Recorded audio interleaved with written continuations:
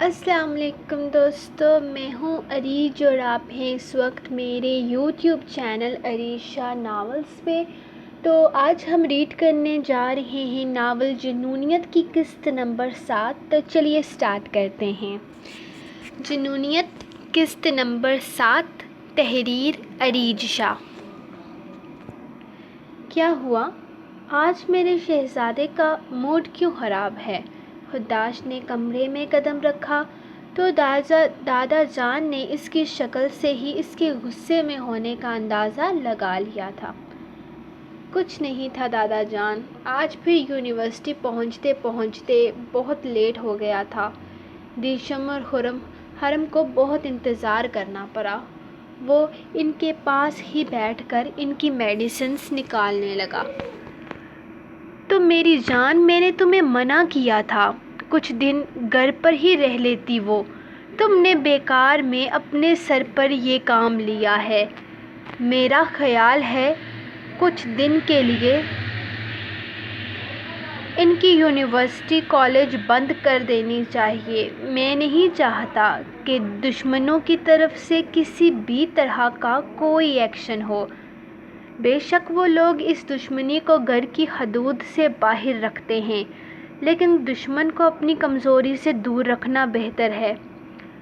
بات جب دشمنی پر آتی تھی تب یہ لوگ اپنی عورتوں کی حفاظت کرتے تھے، کیونکہ وہ جانتے تھے کہ ان کی کمزوری ان کی عزت ہے۔ شاہ خاندان والوں کی طرف سے ابھی تک کچھ بھی الٹا سیدھا سامنا کرنے کو نہیں ملا تھا، لیکن اس بار بات کافی بڑھ گئی تھی۔ گورے کی دور کے بعد اچانک جس طرح سے باقر شاہ کا قتل ہوا تھا، سب کو یہی لگتا تھا کہ اس کام میں کہیں نہ کہیں قاسمی خاندان کا ہاتھ ہے۔ وہ لوگ ان پر نظر رکھے ہوئے تھے۔ بظاہر وہ بالکل مطمئن تھے، لیکن پھر بھی وہ اپنی طرف سے انہیں کوئی موقع بھی نہیں دے سکتے تھے۔ ان کے لیے سب سے عزیز ان کی عزت تھی۔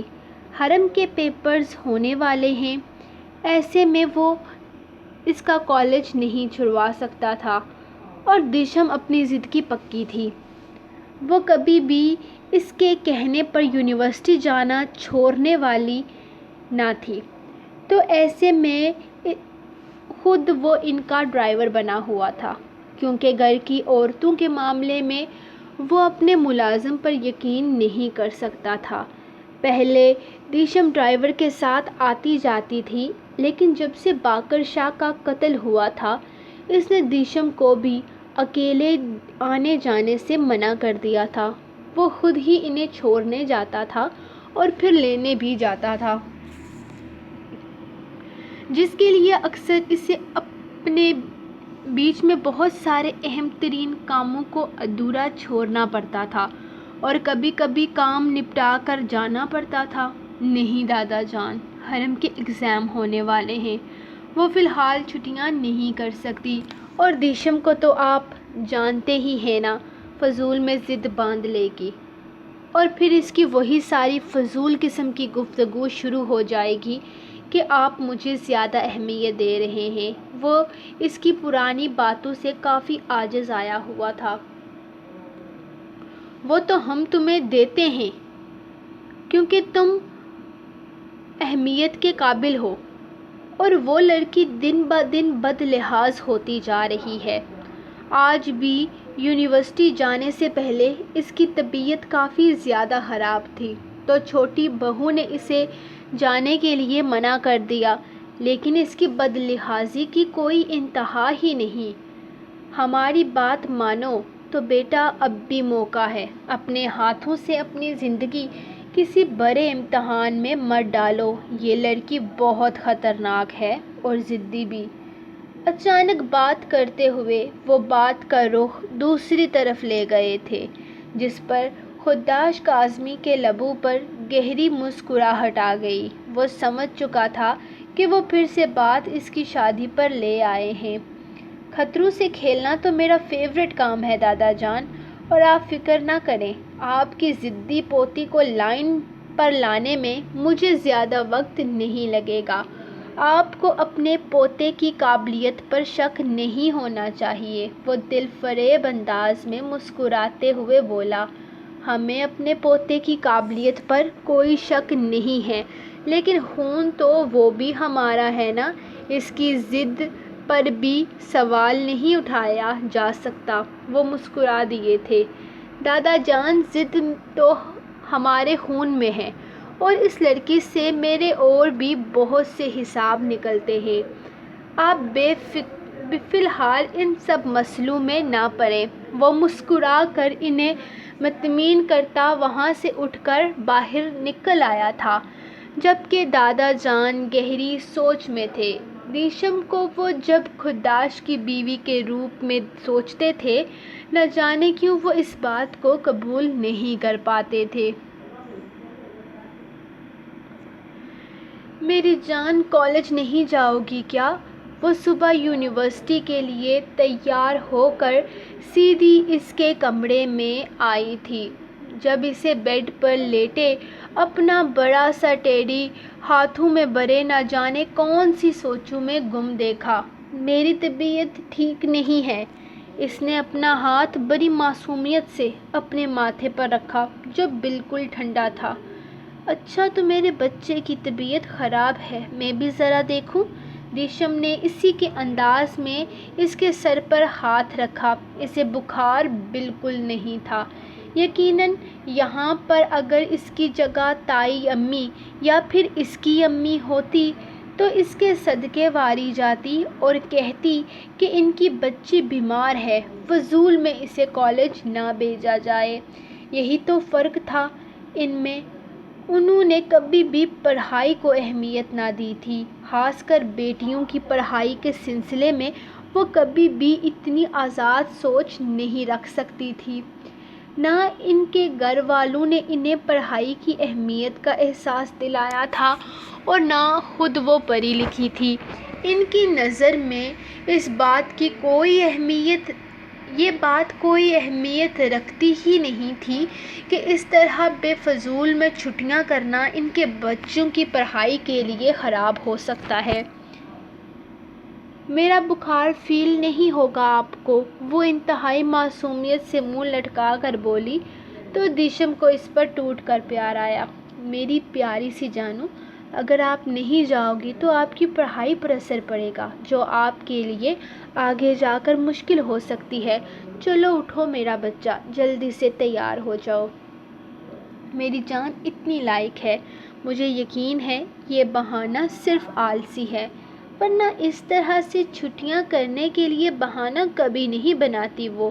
اس کا ٹیڈی اس کی باہوں سے نکالنے کی کوشش کر رہی تھی، لیکن حرم بالکل کالج جانے کے لیے تیار نہ تھی۔ میں نہیں جاؤں گی اپو، سمجھو نا، مجھے نہیں جانا پلیز، وہ ضد کرنے لگی جب اچانک کمرے کا دروازہ کھلا اور خداش اندر داخل ہوا۔ کیا ہوا میرا بچہ؟ میری جان کی طبیعت خراب کیسے ہو گئی؟ وہ تیزی سے اس کے پاس آیا تھا، جبکہ اسے بیڈ کی طرف آتے دیکھ کر ریشم نے فوراً اس کا راستہ چھوڑا تھا اور اگلے ہی لمحے وہ اسے اپنے سینے سے لگائے پیار سے پچکارنے لگا۔ اور اب وہ جانتی تھی کہ کیا ہوگا۔ ویرو، کالج نہیں جانا، آج طبیعت بہت خراب ہے، مجھے بخار ہے۔ اس نے فوراً اپنے بھائی کا ہاتھ تھام کر اپنے ماتھے پر رکھا تھا، جو ٹھنڈا ہونے کے باوجود خداش کو یہی لگا تھا کہ اسے بہت تیز بخار ہے۔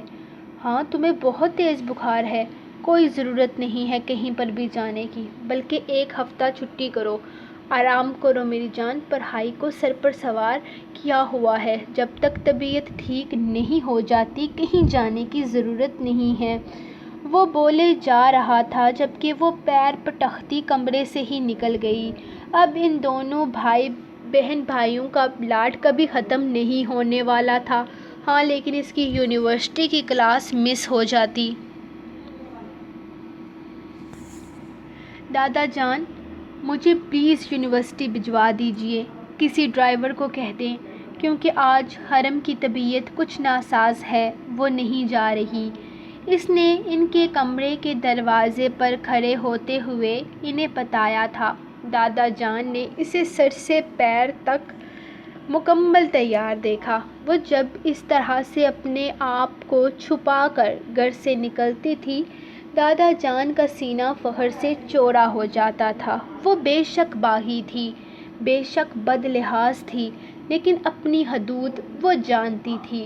اگر حرم کی طبیعت ٹھیک نہیں ہے تو آج تم بھی چھٹی کر لو، دادا جان نے بے حد نرمی سے کہا۔ نہیں، میں چھٹی نہیں کر سکتی، میری بہت اہم کلاس ہے، میں آج کا لیکچر ہرگز مس نہیں کر سکتی۔ اس نے اپنے آپ کو کچھ الٹا سیدھا کہنے سے روکتے ہوئے بہت بے چارگی سے جواب دیا۔ جب اپنے پیچھے کسی کو محسوس کرتے ہوئے اس نے فوراً رستہ چھوڑ دیا تھا، خداش اس کے قریب سے بھی گزر جاتا، لیکن اس لڑکی کو شاید اس بات کا احساس دلانے کا شوق تھا کہ وہ اس کی خوشبو کو بھی اپنے آس پاس گوارا نہیں کرتی۔ خداش بیٹا، وہ دیشم کہہ رہی ہے کہ اس کا یونیورسٹی جانا ضروری ہے۔ وہ اسے دیکھتے ہوئے کہنے لگے، کوئی ضرورت نہیں ہے یونیورسٹی جانے کی، میں ہاسپٹل لے کر جا رہا ہوں حرم کو، اس کی طبیعت کافی زیادہ خراب ہے۔ وہ انہیں دیکھتے ہوئے کہنے لگا۔ یقیناً یہ بہن کے لیے اس کی فکر مندی تھی، ورنہ حرم صرف بہانہ بنا رہی تھی۔ اس بات کا شک خداش کو بھی تھا۔ حرم بالکل ٹھیک ہے، اسے کسی ڈاکٹر کی ضرورت نہیں ہے، وہ آج تھوڑی سست ہو گئی ہے، اسی لیے نہ جانے کا بہانہ کر رہی ہے، اس نے دادا جان کو دیکھتے ہوئے بتایا۔ دادا جان، وہ چاہے بہانہ کر رہی ہو، لیکن کل سے ان محترمہ کی طبیعت بھی خراب ہے، وہ جیسے بات ختم کر چکا تھا۔ دادا جان، میری طبیعت ٹھیک ہے، میں نے کل گھر آ کر میڈیسن لے لی تھی، اب میں بہتر ہوں، بس تھوڑی سی طبیعت خراب تھی میری، لیکن کچھ بھی نہیں۔ لڑکی، پڑھائی کے چکر میں اپنا آپ بھلائے بیٹھے ہو تم لوگ، خداشی سے ڈاکٹر کے پاس لے کر جاؤ۔ روز اتنا سفر کر کے آنا جانا بھی تھکاوٹ کی وجہ بن سکتا ہے، لیکن آج کل کی لڑکیوں کو کون سمجھائے۔ دادا جان فیصلہ سنا چکے تھے اور اب وہ دونوں جانتے تھے کہ دادا جان اپنی بات سے پیچھے نہیں ہٹیں گے۔ وہ پیر پٹکتی دادا جان کے کمرے سے نکل گئی، کیونکہ وہ جانتی تھی کہ اب اسے ہر قیمت پر ہاسپٹل تو جانا پڑے گا۔ اس کے غصے سے کمرے سے نکلنے پر خداش دلکشی سے مسکراتا ہوا دادا جان کے پاس رکھی کرسی پر بیٹھ گیا۔ حرم کی طبیعت زیادہ خراب ہے؟ دادا جان اسے دیکھ کر پوچھنے لگے تو وہ کھل کر ہنس دیا۔ ارے نہیں دادا جان، پریشانی کی کوئی بات نہیں ہے، بس اس کا دل نہیں کر رہا جانے کا۔ میرے خیال میں سردیاں شروع ہو گئی ہیں نا، تو بستر سے نکلنے کا دل نہیں کر رہا اس کا، ورنہ طبیعت تو ماشاءاللہ اس کی بالکل ٹھیک ہے۔ اس نے مسکراتے ہوئے انہیں بے فکر کیا تو وہ مسکرا دیے۔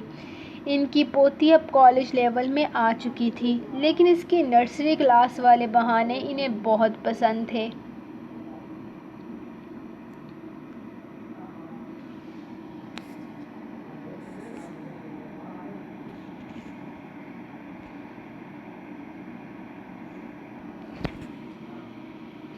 آج کلاس میں ہر کسی کی شامت آئی ہوئی تھی، وہ سب کی باری باری اچھی خاصی بے عزتی کر چکا تھا۔ اس کا غصہ وہ سب نوٹ کر چکی تھی۔ بورڈ پر کچھ لکھتے ہوئے اپنے مارکر کو اتنی سختی سے ہاتھ میں پکڑے ہوئے تھا کہ اچانک مارکر دو حصوں میں تقسیم ہوتا اس کے ہاتھ میں آ گیا۔ اگلے ہی لمحے اس نے پوری شدت سے مارکر کو زمین پر پھینکا تھا۔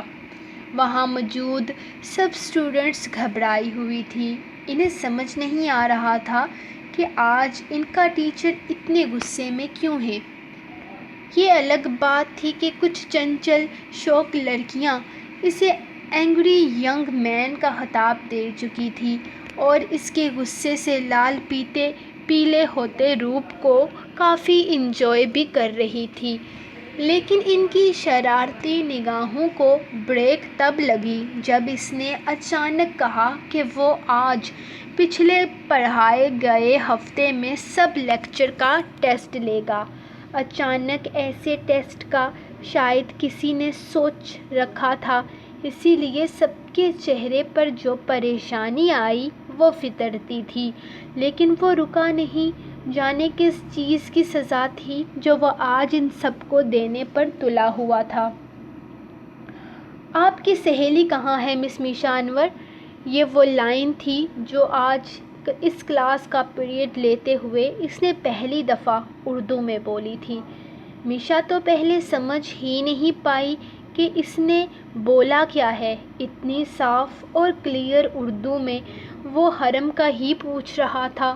وہ فوراً اٹھ کر کھڑی ہو گئی۔ کسی کو بھی اندازہ نہ تھا کہ وہ اتنی کلیئر اور صاف اردو بول سکتا ہے، حالانکہ انگلش کی کلاس میں مسلسل انگلش میں ہی بات کرتے آئے تھے۔ آج تو کیا احمر اپنے لیکچر سے ہٹ کر ایک لفظ بھی فالتو بولنا اپنی توہین سمجھتا تھا۔ جی سر، اس کی طبیعت خراب ہے۔ اس نے مجھے صبح فون کر کے بتایا تھا کہ وہ آج نہیں آ سکے گی۔ طبیعت؟ اس نے بے حد کم آواز میں یہ لفظ دہرایا تھا اور پھر اسے بیٹھنے کا اشارہ کرتے ہوئے اسے ٹیسٹ کی طرف متوجہ کر کے کمرے سے باہر نکل گیا۔ جب سامنے سے سیام آتا نظر آیا، اس کے چہرے کی پریشانی کو دیکھتے ہوئے وہ تیزی سے قدم اسی کی طرف بڑھانے لگا۔ سیام، اس کی طبیعت خراب ہو گئی ہے، وہ بہت زیادہ بیمار ہے۔ وہ فکر مند سا سیام کے سامنے کھڑا اسے بتا رہا تھا۔ یار، موسم چینج ہو رہا ہے، طبیعت خراب ہو سکتی ہے، تو پریشان مت ہو، کل آ جائے گی وہ، سیام نے اسے سمجھاتے ہوئے کہا۔ اس کا صرف وہ کہنا اسے بتا گیا تھا کہ وہ کس کے بارے میں بات کر رہا ہے۔ وہ بات کرتا ہی کس کے بارے میں تھا؟ صرف اور صرف اس لڑکی کے بارے میں، اور کسی سے اس سے مطلب ہی کہاں تھا؟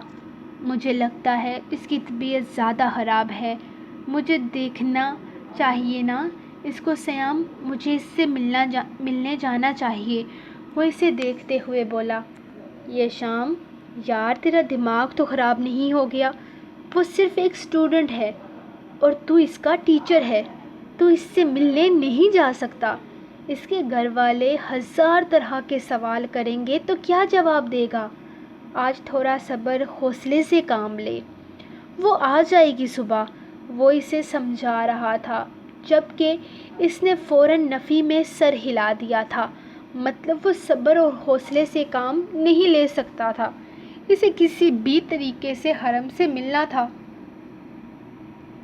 وہ بیمار ہے اور مجھے اسے دیکھنا ہے۔ وہ زیادہ بیمار ہوگی تبھی نہیں آئی، ورنہ وہ ضرور آتی۔ وہ جانتی ہے کہ وہ میرے لیے کیا ہے۔ وہ جنونی انداز میں بول رہا تھا، جبکہ سیام اسے دیکھ کر رہ گیا۔ کیا مطلب؟ وہ جانتی ہے کیا؟ تو نے اس کو بتا دیا سب کچھ؟ وہ حیرانگی سے اسے دیکھنے لگا۔ نہیں، میں نے اسے کچھ نہیں بتایا، لیکن وہ سمجھ گئی ہوگی نا، اس کو اندازہ ہو گیا ہوگا۔ میرے جنون کی آگ اتنی کمزور نہیں ہے کہ اس نے نوٹ بھی نہ کیا ہو، وہ یقین سے بولا تھا۔ تو پھر کہیں اسی وجہ سے تو وہ نہیں آئی؟ سیام کو ایک اور ڈر لاحق ہوا۔ نہیں سیام، وہ ایسی غلطی نہیں کرے گی، میرے جنون کو ٹھکرانے کا کوئی حق نہیں ہے اس کے پاس۔ اسے آنا ہوگا، اس کالج میں بھی اور میری زندگی میں بھی، وہ میری ہے اور اسے یہ بات سمجھنی ہوگی۔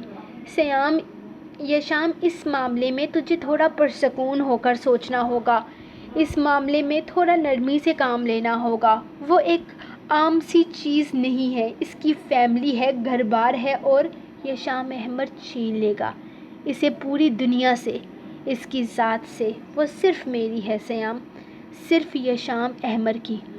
اور وہ عجیب سے انداز میں بول رہا تھا، جبکہ سیام کو اس کے لہجے سے خوف آ رہا تھا۔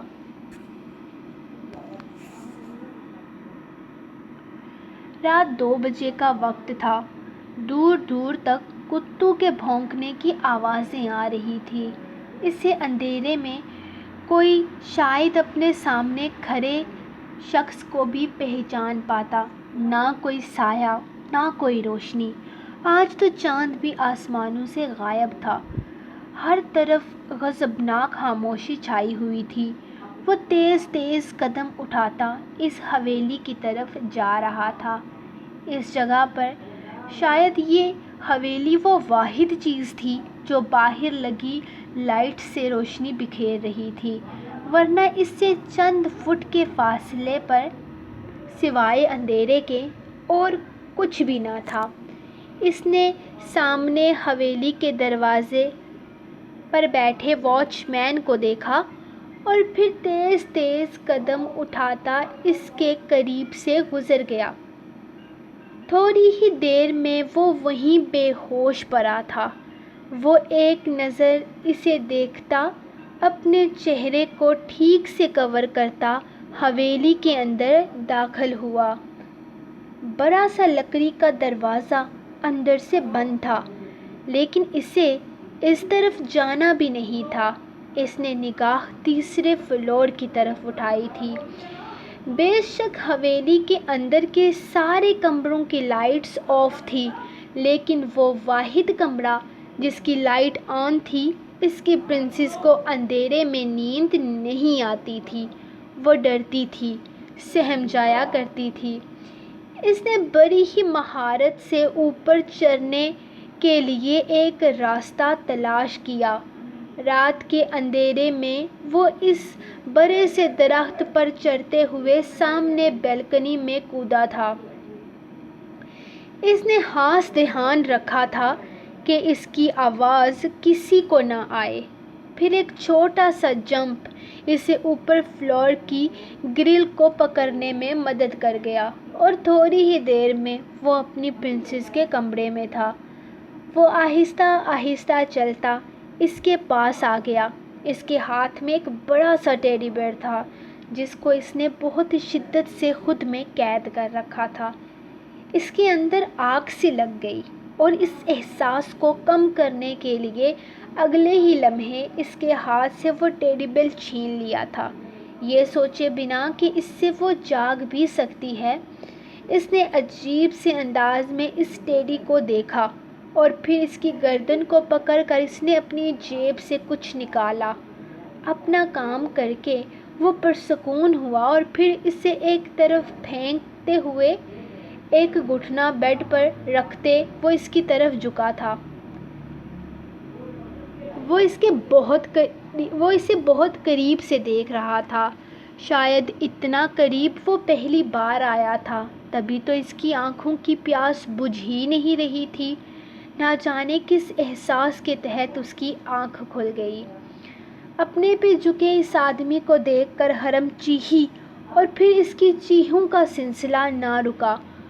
وہ مسکراتے ہوئے اسے دیکھتا رہا اور اس کے سامنے بیٹھ کر بری طرح سے کانپتے چیخ رہی تھی۔ یہ وہ پہلا شدید اظہار تھا جو اس نے اسے دیکھ کر کیا تھا، جو اسے بہت عزیز تھا۔ سو گائز یہ رہی آج کی آپ لوگوں کی ایپیسوڈ۔ کل پہ بہت کم رسپانس دیا ہے یار۔ ایک تو میں آپ کو اپنا فیوریٹ ناول دے رہی ہوں اور آپ لوگ رسپانس نہیں دے رہے۔ گروپ میں تو آپ نے اچھی خاصی رونق لگا دی ہے، مطلب میں نے گنے تھے نا جتنے، میں نے 83 ریویوز گنے تھے اپنا ایگزام دے کر آنے کے بعد، تو میں کنفیوز ہو گئی کہ میں کس کو پرنسس بناؤں یار، اتنے بندے۔ میں نے ایڈیٹنگس نہیں دیکھی کیونکہ مجھے پرسنل پہ میسیج آ رہے ہیں، بتا رہے ہیں کہ ہمیں ایڈیٹنگ نہیں آتی لیکن ہم ریویوز ضرور دیں گے۔ تو yes guys, you all are coins.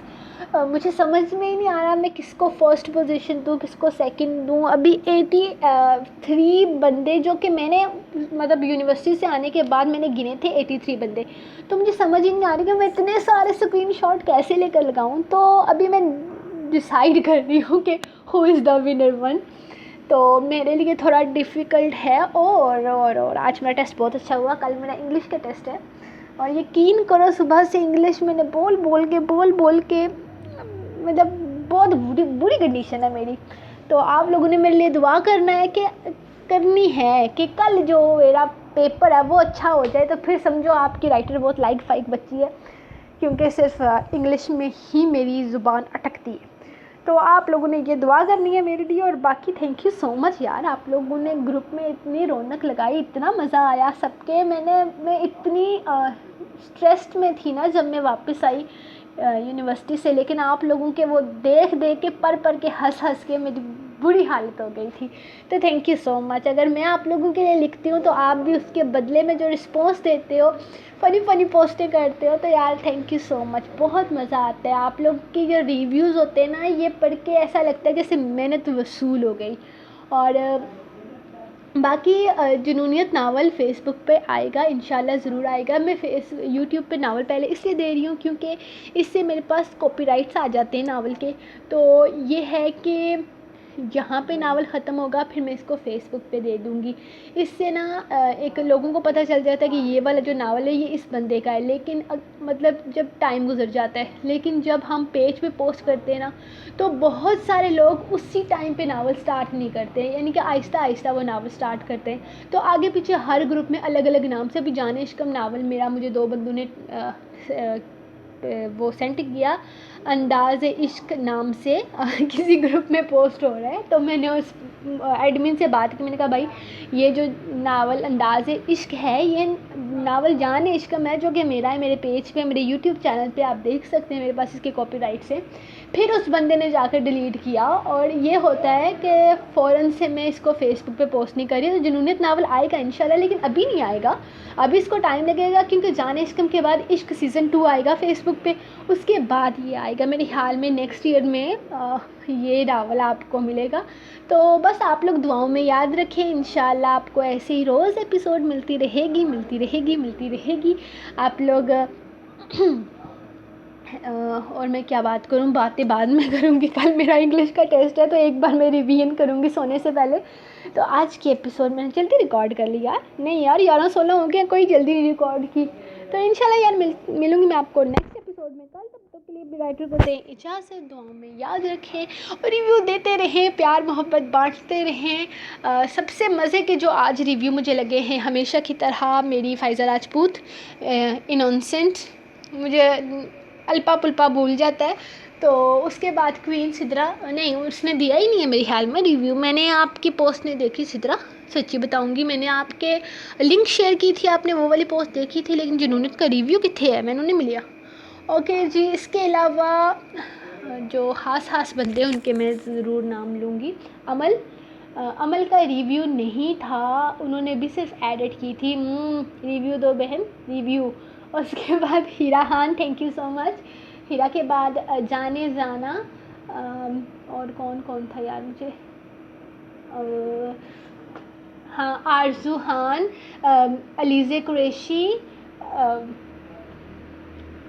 بھی میں نے سارے نام یاد کیے ہوئے تھے لیکن مجھے بھول گئے پھر سے، لیکن جس کو میں نے کامنٹ کیا وہ سارے بندے ٹھیک ہے نا، میں نے بہت لوگوں کو کامنٹ کر کے میں آئی ہوں، میں 83 بندوں کو کامنٹ کر کے آئی تھی، اور باقی پتہ نہیں کدھر گئے۔ تو ہاں بھائی، آج کی ونر ہیں کوئین آف اوکے، آج کی نہیں کل کی جو ونر ہیں، کل جو کہ ونر بنے گی ہماری، 2 بندے ونرز ہیں، ایک تو ہماری ایڈمن سیدہ حرم شاہ، یس شی از دا ونر آف ٹوڈے، اور ہماری دوسری بندی ونر ہے فائزہ راجپوت، اولپا چولپا نونسنس، وہ ہے ونر۔ تو 2 بندے ونر ہیں، ان کا میں ریویو لگاؤں گی اپنے انسٹاگرام پہ، اور باقی آپ لوگ پیار دیتے رہو، لو یو آل، خدا حافظ۔